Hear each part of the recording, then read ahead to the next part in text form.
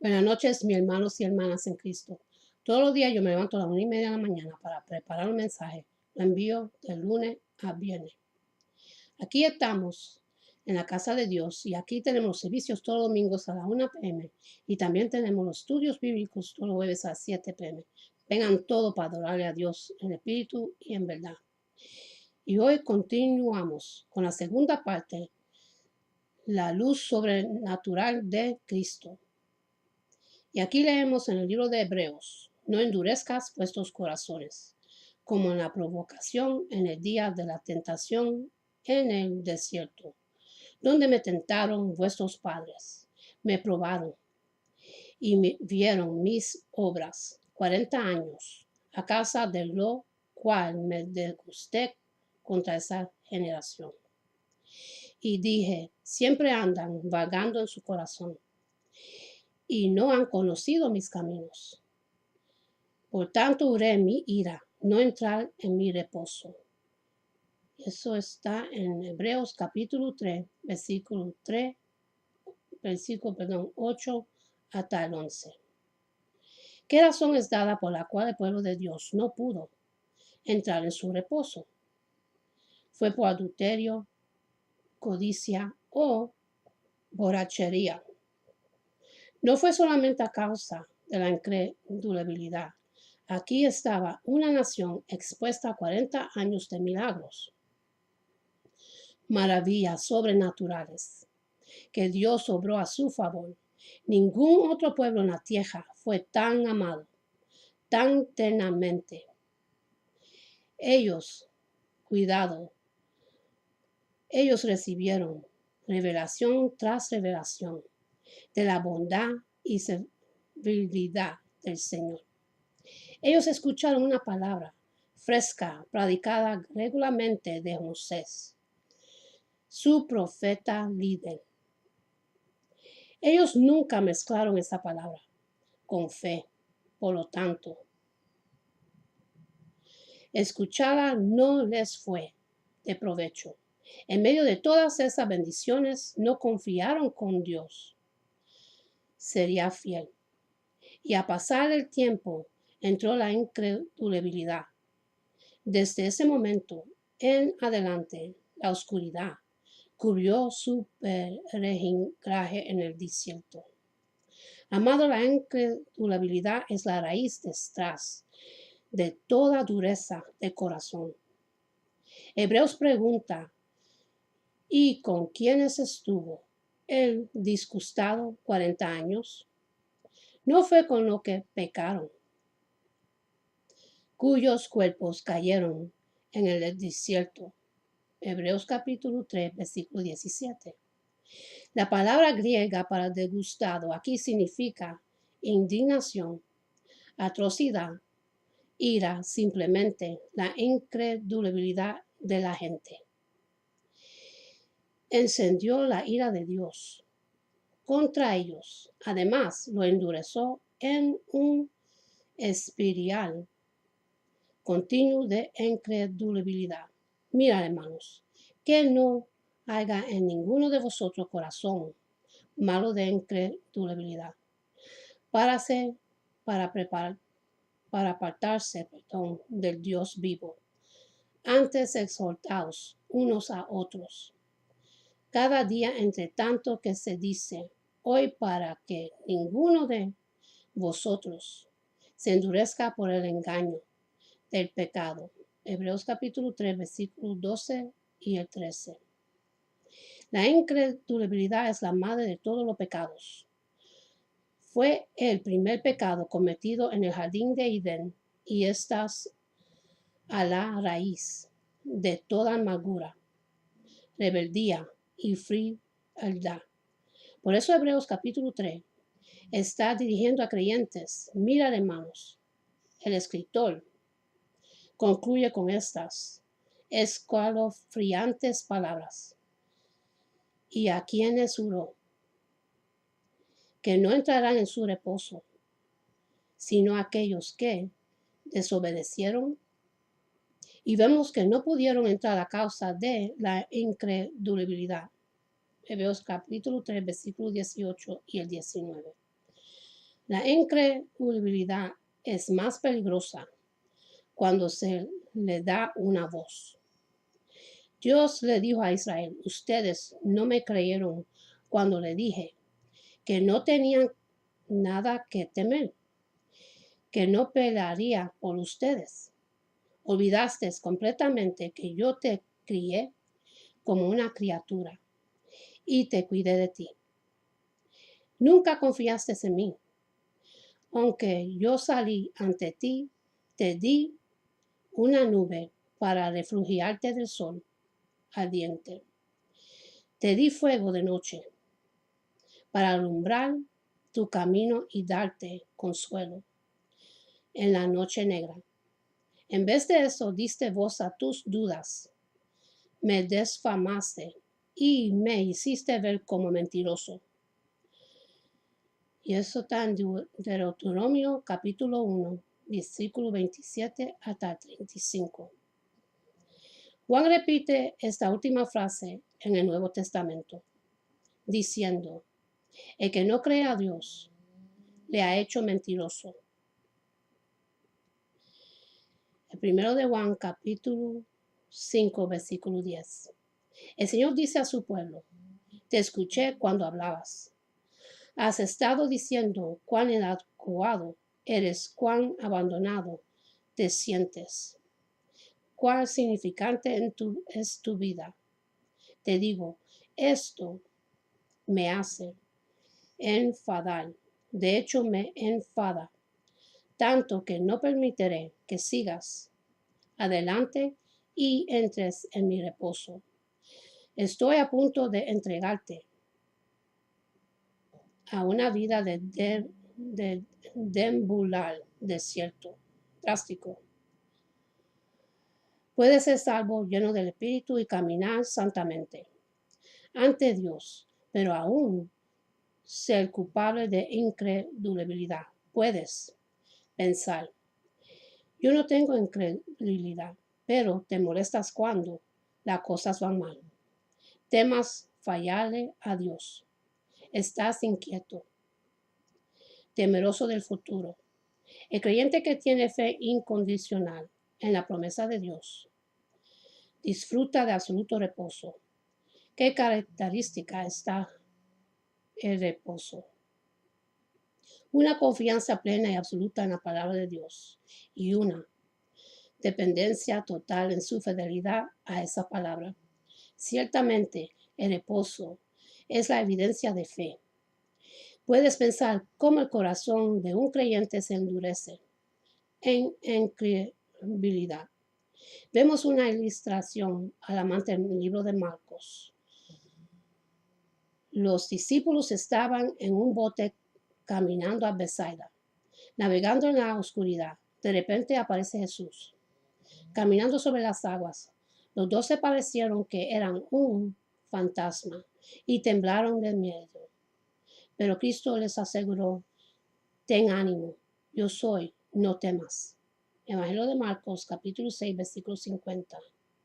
Entonces, entró al bote y cesó el viento. El próximo versículo dice todo acerca de los corazones de los discípulos en ese momento. Y ellos se asombraron en gran manera y se maravillaban porque aún no habían entendido lo que de los panes por cuanto estaban endurecidos sus corazones. Marcos capítulo 6, versículos 51 y hasta el 52. El significado griego de endurecido aquí indica como piedra, ceguera, incredulidad, terca. Nos recuerdan que estos acaban de experimentar un increíble milagro. Ellos habían visto a Jesús alimentando a 5,000 personas con solo 5 panes y 2 peces. Son 12 canastas de sobras escogidas después. Y él usó a los 12 para hacerlo. Cuando Marcos nos dice que los discípulos no consideraron este milagro, él quiere decir, ellos no podían entenderlo. Sería porque no tuvieron un servicio para reflexionar sobre el milagro que habían visto. ¿Por qué no tenemos un recuento de los discípulos cayendo ante de su maestro y adorándolo como Dios? ¿Por qué no hay maravilla, ni temor, ni temblor, ni temor santo? Evidentemente, ellos simplemente se fueron de la escena. Entraron al barco y comenzaron a remar. Entonces, después que fueron testigos de tan increíble milagro, ellos se asombraron que el viento fue calmado por mandado de Jesús. Les digo, el endurecimiento llega cuando sacamos el sobre de lo sobrenatural.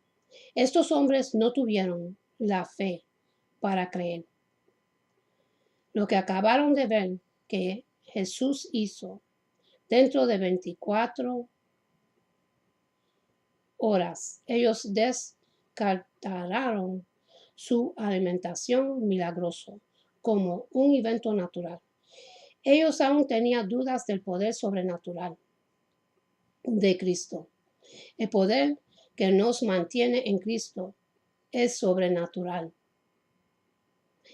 En el Evangelio de Marcos capítulo 8, una vez más Jesús alimentó a un gentío.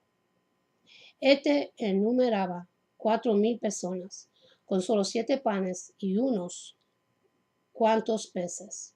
Nuevamente los discípulos recogieron varias canastas de sobras. Evangelio de Marcos capítulo 8 versículos 5 hasta el 8. Sin embargo, Cristo discernió que los discípulos aún no aceptaban su poder de obrar milagros. Así que les pregunto, ¿aún tienes endurecido vuestro corazón? Marcos capítulo 8 versículo 17. Yo creo que había otro asunto al corazón de la incredulidad de los discípulos. Esto es, hombres simplemente no creían que Dios mismo quisiera pasar tal tiempo con ellos. Además, Él los estaba usando para mostrar su poder divino. Me imagino a los discípulos después de esta segunda alimentación, enmudecidos.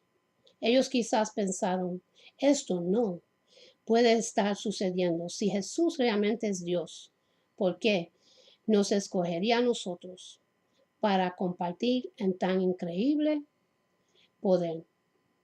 ¿Por qué comer y duerme con nosotros? Nosotros somos solo pecadores, sin educación, sin habilidades, pero que caminó sobre las aguas para entrar a nuestro pequeño barco en vez de revelarle ese milagro a un grupo más digno. Quizás tú pensaste lo mismo en algún momento acerca de ti mismo. Existen billones de personas en la tierra. ¿Por qué Dios me habla a mí? ¿Por qué me escogió a mí? Te diré por qué. Fue un milagro absoluto. Tu conversión fue totalmente sobrenatural. No fue solo uno de aquellos eventos naturales, sin explicación, que a veces toman lugar. No hubo nada natural en eso. ¿Por qué? Porque no hay nada natural acerca de esta vida cristiana. Es todo sobrenatural.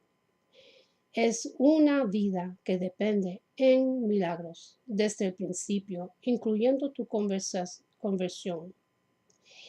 Y simplemente no puede ser vivida en fe en lo sobrenatural. Piensa, los ángeles que acampan alrededor tuyo son seres sobrenaturales. El poder que te mantiene en Cristo es totalmente sobrenatural. El mundo que vive en tinieblas, pero tú tienes luz. ¿Por qué? Es porque tú vives en un reino sobrenatural. No es nada natural que tu cuerpo sea templo del Espíritu Santo. Nada es natural acerca de ser la habitación de Dios sobrenatural del universo. Sin embargo, a menudo aquí es donde ocurre el endurecimiento. La gente comienza a atribuir las obras sobrenaturales de Dios en sus vidas a lo natural. No nunca. Es peligroso olvidar sus milagros. Es atemorizante mirar atrás a las maravillas divinas y decir, solo sucedió. Cada vez que saca los sobres de lo sobrenatural, tu corazón se endurece un poco más. Querido santo, simplemente tienes que aceptar esto por fe. El mismo Dios sobrenatural que alimentó a las multitudes de miles con solo unos cuantos panes, obrará sobrenaturalmente en tu crisis también. Su poder de obrar milagros te libertará de toda atadura. Te dará poder para caminar en libertad. Y Él usará tu debilidad, ciertamente. Tú estando más bajo para mostrarle al mundo sus milagros de poder para guardar.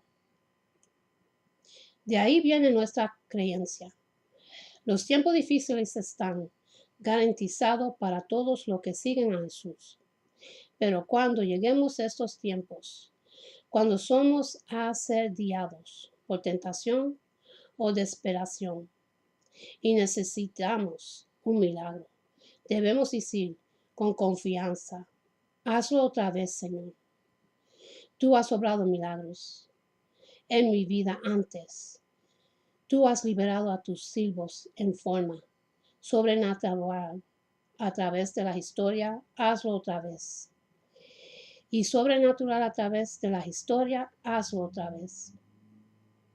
Glorifícate, que tu fuerza se perfeccione en mi debilidad. Y instala la comunión con Dios en su vida. Y esto en el Evangelio de Juan, capítulo 1, versículos 5 y el 6. La palabra luz en este pasaje viene de foao, que significa dar luz, emanar luz, a diferencia de la luz. Fan, que es la que puede captar el ojo. Usualmente hablamos de comunión y lo primero en que se piensa es en orar, en leer la palabra, en un devocional, quizás en una alabanza, pero la palabra comunión viene del griego koinonia y significa tener algo en común, o la parte o participación que una cosa tiene en otra. Es por esto que siendo Dios emanador de luz propia, la oscuridad no puede tener o hacer parte de él. El único órgano vital existe en la tierra, capaz de percibir la presencia de luz. Es el ojo, y para que cumpla su función debe estar sano. De lo contrario sería inútil. Evangelio de Mateo, capítulo 6, versículos 22 y el 23. Pero la otra luz, la luz fao, por la condición y naturaleza pecaminosa del hombre no es posible percibirla. Es por esto que el mismo Dios, en su palabra, nos dio la condición de ser hijos de luz. Evangelio de Lucas, capítulo 16, versículo 8. Y siendo ya parte de él, adquiriéndolo la comunión con él. Podemos vivir en la luz y así parte de él. Hoy quiero decirle que para instalar la comunión con Dios en su vida es indispensable que usted se haga parte de Dios. No puede ser parte de Dios si hay oscuridad en cualquier área de tu vida. Solo podría participar de la cosa de Dios si usted también es un instrumento de luz y hace parte de su luz. Instalar la comunión con otros. En el primero de Juan, capítulo 1, versículo 7. La palabra dice, pero si vivimos en la luz, así como Él está en la luz, tendremos comunión unos con otros. Esto es, el versículo nos expresa nuestra condición humana como vivientes en la luz, pero en la que somos inconstantes. Mientras expresa la condición de Cristo, quien siempre está en la luz, en el lugar correcto y perfecto. Todo creyente, una vez conoce a Cristo, se traslada del domicilio de las tinieblas y pasa a vivir en y con la luz. Pero desafortunadamente, a determinadas horas de ciertos programas en determinados días, los viernes y sábados, en la noche, en determinadas fechas, en vacaciones o determinadas circunstancias, peleas, malos entendidos, discordia. Dejamos de estar en la luz, aunque sigamos viviendo en Cristo. Circunstancias como estas nos apartan de la comunión del esposo, la esposa, la familia, el trabajo e incluso de la iglesia. Y nos cohíben de tener parte o hacer parte de esa luz. Si logramos superar nuestras diferencias, si velamos los unos por los otros, exhortándonos en amor, edificándonos, orando como un solo cuerpo, podremos tener comunión unos con otros en la verdad. Y podremos no solo vivir en la luz, sino estar permanentemente en la luz para poder tener comunión con Cristo. Recobrarse del poder del precio de la sangre de Cristo. Primero de Juan, capítulo 1, versículo 7. Y la sangre de su Hijo Jesucristo nos limpia de todo pecado. Esta afirmación viene de dos condiciones vistas en el punto anterior. Está en la luz en comunión con otros. Quiero decirte que la sangre de nuestro Señor Jesucristo fue derramada para que ninguno se pierda. Evangelio de Marcos, capítulo 18, versículo 14. Pero únicamente sería afecto sobre los que creen. Evangelio de Juan, capítulo 3, versículo 16. Cualesquiera que sean las dos posiciones, nos habla en plural. Fue un solo sacrificio por la iglesia, por lo cual es necesario que se encuentre entre ella misma en comunión para el regreso de Cristo. El precio de la sangre de Cristo es demasiado alto, mucho más valioso que cualquier sentimiento de celos, contiendas, envidias, maldicencias. En la carta de Gálatas, capítulo 5, versículo 19 y el 20. Ninguna tendencia a cualquiera de estas actitudes pecaminosas tiene mayor fuerza que el poder que tiene la sangre de Cristo sobre nuestras vidas. No vale la pena perder nuestra parte de la luz por el placer que pueda provocar todos estos actos juntos. Porque la sangre de su Hijo Jesucristo fue dada para el perdón de nuestros pecados. Como creyente, cada vez que tenga una tentación por más trabajo que le cueste sobreponerse a ella, piense por un momento si le cuesta más de lo que le costó a Jesús a sufrir, dejarse flagar, dejarse humillar, dejarse escupir y morir por nosotros. Luego oré, pídele a Dios que lo fortalezca. Apártense de la tentación y saldrán en victoria. Corte con todo pecado y confésalo. Primero de Juan, capítulo 8, hasta el 10. Perdón, versículo 8 hasta el 10. ¿Por qué confesar nuestros pecados? ¿Por qué tenemos un Dios fiel y justo, iglesia? Él no murió en vano y no hizo hijos de luz para ser parte suya. Sucede si no confesamos nuestros pecados, nos volvemos mentirosos, no de palabras sino de testimonio, o de hecho, nos engañamos y partamos de la verdad. No importa el tamaño del pecado, siempre que exista arrepentimiento, una confesión del pecado y una verdadera transformación de la conducta pecaminosa, su fidelidad y justicia obrará a nuestro favor y permanecemos en la luz. Todos conocemos por el libro de Génesis que el primer día, cuando fueron creados los cielos y la tierra, estando todo en desorden, bajo oscuridad, Dios declaró por el poder de la palabra que sé y ser la luz, y la luz fue hecha. Pero en ese momento, la luz que brilló no fue luz como agente físico, puesto que aún no existía ningún tipo de astro que fuese capaz de emanarla.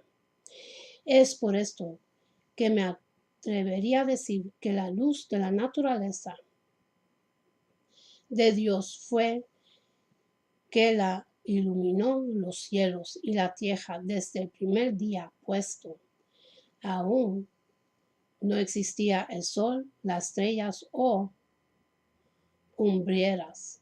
Tan poderoso es la luz de Dios. Era suficiente en el tercer día de la creación para sostener la vida de las plantas y los árboles y permíteles hacer su proceso de fortalecerse para dar fruto. Y es solo hasta el cuarto día en que Dios creó las lumbreras, el sol y la luna, con capacidad de alumbrar o emanar luz propia.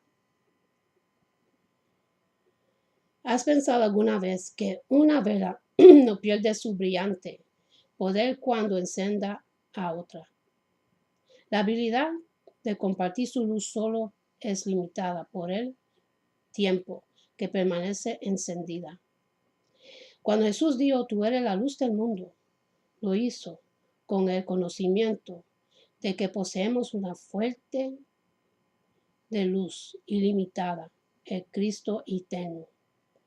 Como una vela encendida, cada uno de nosotros puede bendecir un número incalculable de personas gracias a nuestra luz eterna. Somos capaces de ayudar a muchas personas con nuestro amor y nuestra luz, sin disminuir en la menor manera nuestras fuentes. Frecuentemente ofrecemos luz a otras almas sin estar conscientes de ello. Cuando menos lo esperamos, algún gesto o palabra sencilla iluminamos la vida de una persona y sin perder ni siquiera un poco de nuestra luz. La fuente de nuestra luz es ilimitada y eterna. Cuando permitimos que la luz de Dios brille a través de nosotros, libre e incondicionalmente, somos verdaderamente la luz del mundo. Hagan brillar su luz delante de todos. Evangelio de Marcos, capítulo 5, versículo 16. Y con esto termino, mis hermanos. Y para los que quieren recibir a Jesús como su Salvador y Señorío, repitan conmigo la oración de salvación. Y dice así: Padre Celestial, en el nombre de Jesús, yo me arrepiento de mis pecados y abro mi corazón para que Jesús venga dentro de mí. Jesús, tú eres mi Señor y Salvador. Creo que moriste por mí, pecados, y se levantó de los muertos. Lléname con tu Espíritu Santo. Gracias, Padre, por salvarme. En el nombre de Jesús. Amén. Y en cerrar voy a hacer la oración del Padre Nuestro. Y después de Padre Nuestro, una oración de bendición para su pueblo. Padre nuestro que está en los cielos, santificado sea tu nombre. Venga tu reino. Hágase tu voluntad en la tierra como en el cielo. Danos el pan de este día y perdona nuestra deuda como nosotros perdonamos nuestros deudores. Y no nos dejes caer en la tentación, sino que líbranos del malo. Amén.